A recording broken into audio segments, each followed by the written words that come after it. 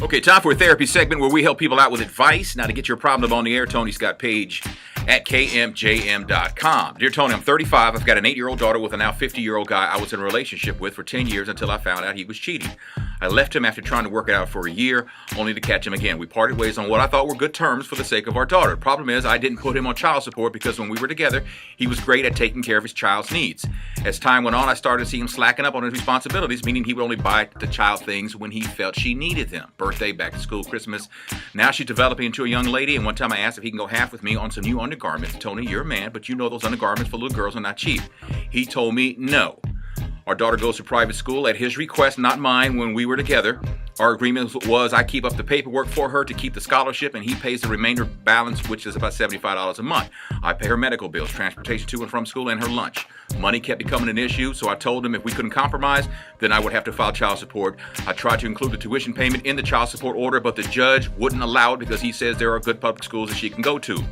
She has been at this school her entire life, is doing well, very mannerable. I don't want to take her from her comfort zone.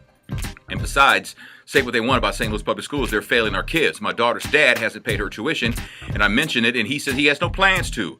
I can rearrange my budget to keep her in the school, but at the same time, I want to make him to suffer too. Well, grow up.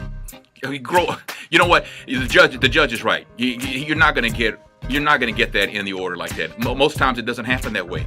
And because the St. Louis schools are not accredited, you can put her in any school district around St. Louis you want, and St. Louis Public Schools has to pick up the tab. That's like the law. You need to look into that. But it really bothers me that you just want to make this man suffer. And I know that you're angry, but you need to get past that for the sake of your daughter, because it's going to consume you and it's going to eat you alive. Okay? Rearrange your budget.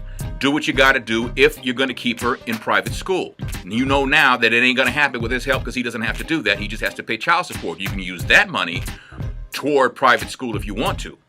That's all up to you. But my advice, grow up a little bit, get past wanting to hurt this man, and also, put your daughter in public school if you have to. That's my advice. We'll hear from Tammy. Take your calls too. Coming up, 556-6104.